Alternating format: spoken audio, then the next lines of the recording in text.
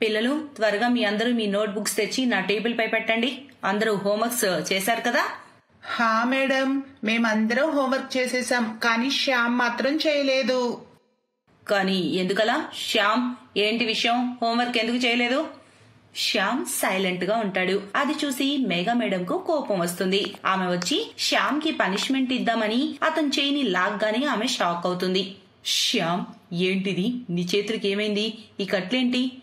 Madam, నేను చెప్పనా? లేదు, నువ్వు సైలెంట్ గా ఉండు. నేను శ్యామ్ని కదా అడుగుతున్నాను. నువ్వు చెప్పు బాబు, ఏంటి, ఏమైంది?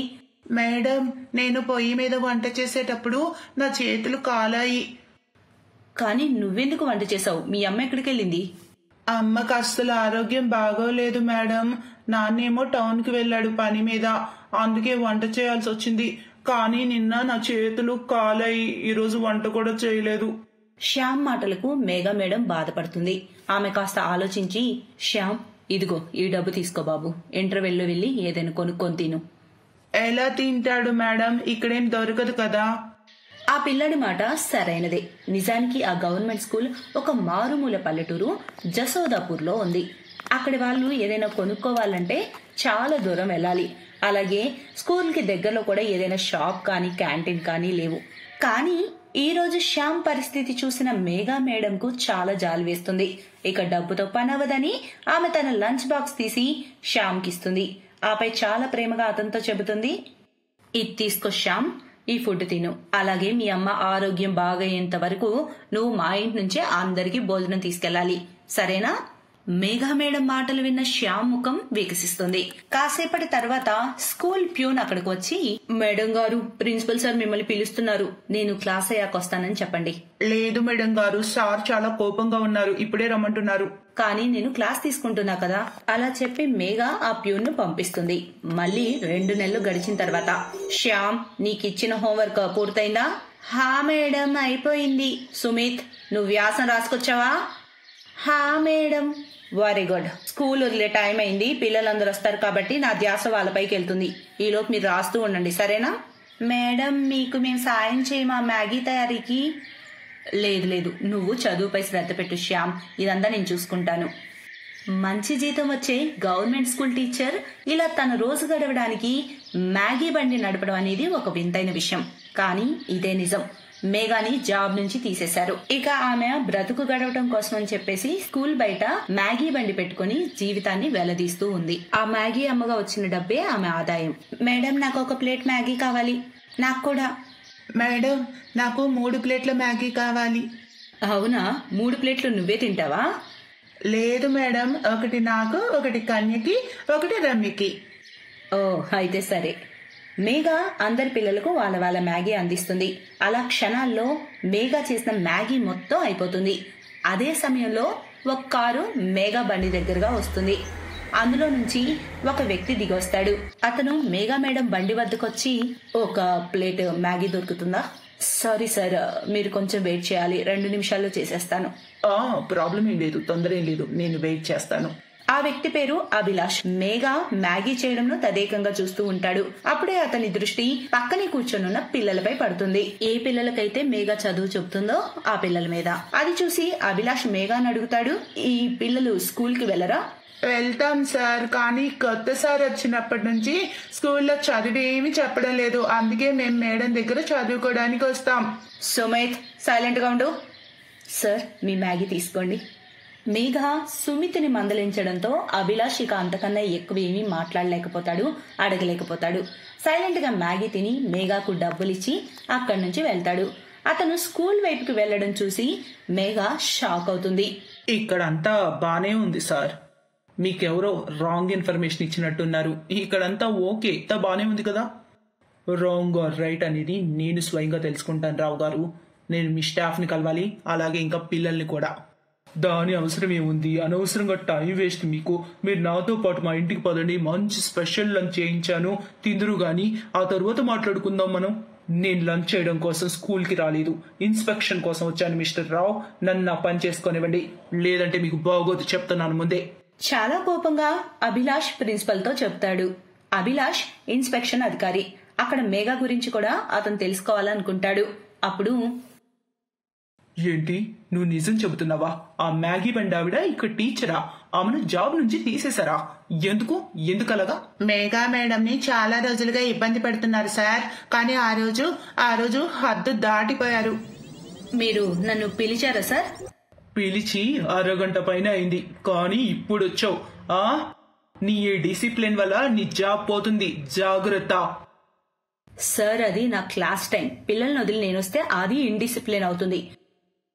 ఎనీవే, మీరు నాకేమైనా చెప్పాలా? చెప్పడం అయితే చాలా ఉంది, కానీ నువ్వే ఎక్కడ వింటున్నావు? చూడు మేఘా, నేరుగా ఒప్పుకో, మర్యాదగా ట్రాన్స్ఫర్ తీసుకుని వెళ్ళిపో, లేదంటే చాలా ఇబ్బంది పడతావు.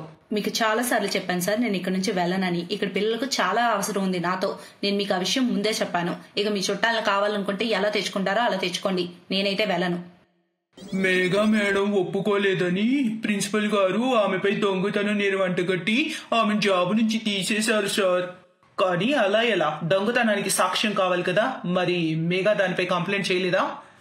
ఏం చేస్తుంది పాపం, ప్రిన్సిపల్ సారు తెలివిగా ఇరికించాడు.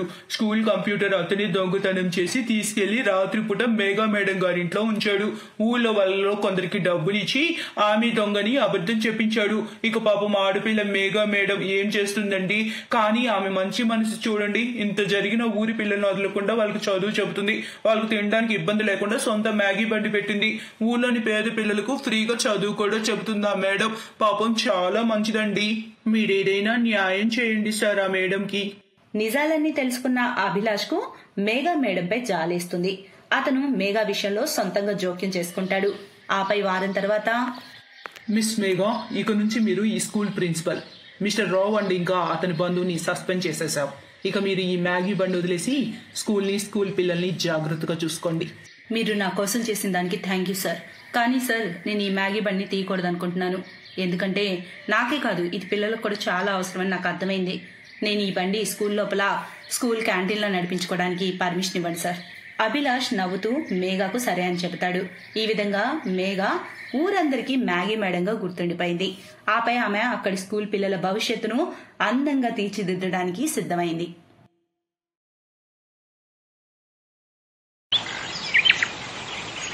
రండి రండి, 100 రూపాయలకు బదులుగా కడుపు నిండా పులావ్ తిని వెళ్ళండి. అన్లిమిటెడ్ పులావ్, ఎంత కావాలో అంత తినండి. రండి రండి. ఒకతను ఫుట్పాత్ మీద పనీర్ మరియు పులావ్ కాంబో అమ్ముతున్నాడు. 100 రూపాయలకే అన్లిమిటెడ్ పులావ్ అమ్ముతున్నాడు. కానీ అతను అనుకున్నంత లాభం రావట్లేదు. ఒకరు ఎంతని పులావ్ తింటారు? అన్లిమిటెడ్ ఆశతో తినడానికైతే వస్తారు, కానీ ఎక్కువగా తినలేరు. అయితే అప్పుడే అక్కడికి శీతల్, పూనం మరియు పాయల్ వచ్చారు. అక్క, 100 రూపాయలకి అన్లిమిటెడ్ పులావ్ తింటావా? ఎందుకు తిన్నా? బాబు, 100 రూపాయలకి అన్లిమిటెడ్ ఇస్తావు కదా? అవునండి, ఎందుకు ఇవ్వను? ఇప్పుడే ఆలోచించుకో, తర్వాత ఏడుస్తూ కూర్చోకో. అరే మేడం, తిండం మొదలు పెట్టండి, 3 ప్లేట్లు ఇస్తాను. ఆ బండతను 3 ప్లేట్ల కాంబో పులావ్నిచ్చాడు. ఒక్క నిమిషంలోనే వాళ్ళు ప్లేట్ మొత్తం అవగొట్టారు. అబ్బా, టేస్ట్ చాలా బాగుంది, ఇంకా ఇవ్వు. తీసుకోండి. బండివాడు పులావ్ పన్నీర్ ఇచ్చాడు. ముగ్గురు మళ్ళీ అంతా తినేశారు. ఇంకా ఇవ్వు. వాళ్ళు ముగ్గురు తింటూనే ఉన్నారు, ఇతను ఇస్తూనే ఉన్నాడు. అయ్యో రామా, వీళ్ళు ముగ్గురు అంతా అవగొట్టేటట్టే ఉన్నారు. ఎంత తిండి పోతులో వీళ్ళు ముగ్గురు. అయితే నిజంగానే ముగ్గురు పులావ్ మరియు పనీర్ అంతా అవగొట్టేశారు. ఆఫర్ అయిపోయింది, ఈ రోజు నుంచి అన్లిమిటెడ్ బంద్ చేశాను. ఆఫర్ అయిపోయింది. అయ్యో దేవుడా, నాకెంత నష్టం కలిగింది. శీతల్, పూనం మరియు పాయల్ అక్కడి నుంచి వెళ్ళిపోయారు. మరియు ఇంటికి వెళ్లి అరుస్తూ ఇలా అన్నారు. అత్తయ్య, అన్నం వడ్డించండి, మాకు చాలా ఆకలేస్తుంది. శీతల్, పూనం మరియు పాయల్ తిండిపోతులని అక్కడున్న వాళ్ళందరికీ తెలుసు. ఆ ఏరియాలో వాళ్ళు చాలా ఫేమస్. ఇది కడుప లేక నుయ్య అలా వెళ్తూనే ఉంది. కడుపే అత్తయ్య, కాని మేం కొంచెం ఎక్కువ తింటాం. కొంచెం ఎక్కువ? దీన్ని కొంచెం ఎక్కువ అనరమ్మా. ఏంటత్తయ్య, అప్పుడే మీరు కంగారు పడిపోయారా? అంత తిండి పెట్టలేకపోతే మమ్మల్ని ఎందుకు కోడల కింద తెచ్చుకున్నారు? అవునవును, జవాబు చెప్పండి. ఇదిగో వినండి, మీరు మాకు తిండి పెట్టలేకపోతే నేను అస్సలు ఉండలేను. మేము మా అమ్మగారింటికి వెళ్ళిపోతాం. శీతల్ భర్త రమేష్ ఇలా అన్నాడు. లేదు లేదు, అందరూ ఏమనుకుంటారు? మీకు తిండి ఎందుకు పెట్టలేవు? మీ ముగ్గురు ఇక్కడే ఉంటారు మాతోనే. కాని ఆ రోజు నుంచి ఆ ముగ్గురికి తిండి పెడుతూ పెడుతూ ఆ ముగ్గురు కొడుకుల పరిస్థితి చాలా ఘోరంగా తయారైంది. విమల మనసులో ఆ ముగ్గురిని తిట్టుకుంటుంది. మన జీవితాలు ఎంతో సుఖంగా ఉండేవి. అనవసరంగా ఈ ముగ్గురిని ఇంటికి తీసుకొచ్చాను. ఇప్పుడింక రోడ్డు మీద అడుక్కోవాల్సి వస్తుందేమో అనిపిస్తుంది. ఆమె ఆ కోడలతో చాలా ఇబ్బంది పడుతుంది. విమల టెన్షన్కి కారణం ఆ ముగ్గురు కోడళ్లే కాదు, విమల చెల్లెలు సర్ల ఆ పక్కనే ఉండేది. సర్ల విమల కన్నా ధనికురాలు. రోజూ విమల ఇంటికి వచ్చి ఇలా అనేది, విమల, ఆ ఊరు చివరున్న స్థలం కొనాలనుకుంటున్నాను. నువ్వేమంటావ్? కొనుక్కో. హాహాహాహా. డబ్బెంత ఎక్కువైపోయిందంటే అసలు ఎక్కడ ఖర్చు పెట్టాలో కూడా అర్థం కావట్లేదు.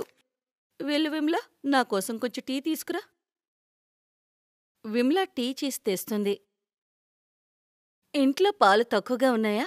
నేను కొంచెం పాలు ఎక్కువగా ఉన్న టీయే తాగుతాను. పేదరికం అలవాట్లేదు కదా. విమల అన్నిటికంటే తన చెల్లిని చూసి ఎక్కువ టెన్షన్ పడింది.